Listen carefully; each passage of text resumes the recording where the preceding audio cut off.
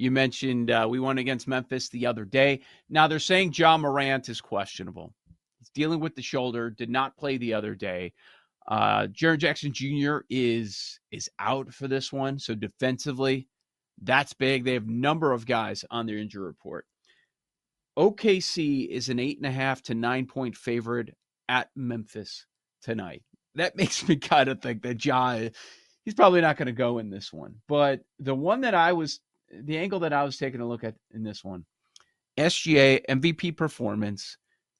People are talking about him, and the number keeps getting higher and higher on SGA for the MVP. Now he's had a number of these 50-point performances over the last 5 weeks, right? And what's been happening is, it's a small sample, but what's been happening is after he has these 50-plus performances, sometimes they lose, sometimes they don't, but he's usually not the leading scorer on the team. And if you look at the number, it is 32.5 against a good defensive team in the Grizzlies. 32.5. He has not beaten that number yet after a 50-plus performance this season. So, I don't know if it's a mental thing where they get everybody else involved. I mean, look, the Thunder are good for like 135 every single night recently. That's the kind of level that they're playing at right now. But under 32.5 on the road, good defensive team, even with Jaren Jackson Jr. out, I would take a look at fading SGA tonight. Okay. You also, in a blowout, get lucky, right? Exactly. If the Thunder do just whoop them up, he's not out there in the fourth quarter, so that could work in your favor. That's interesting. Him after the big explosive nights that he tends to take a step back. I remember one time at Ness and I almost brawled with one of my bosses who comes to my desk, and Damian Lillard had just scored 70 or something. And he comes to my desk and he's like, Lillard's props only 29.5. That's a lock. And I was like, shut up. Like, you don't bet. You don't know anything about betting.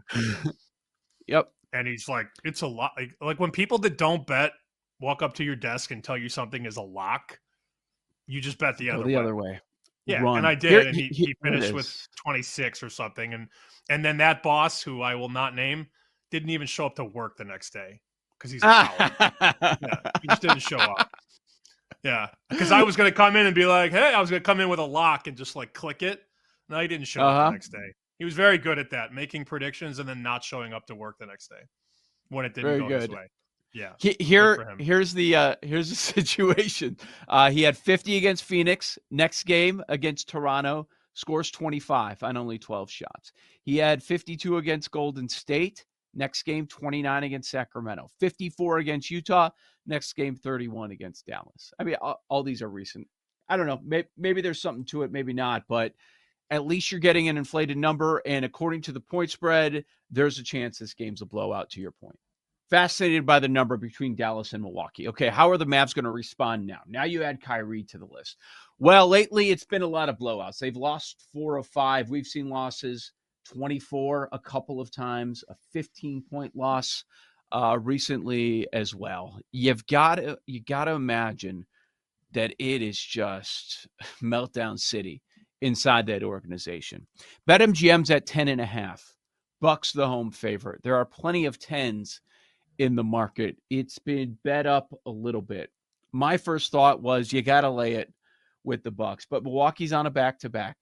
They won in Atlanta last night by 6, and now you're going back home and you're facing Dallas. But like, who's run Dinwiddie? I guess he's going to be running point.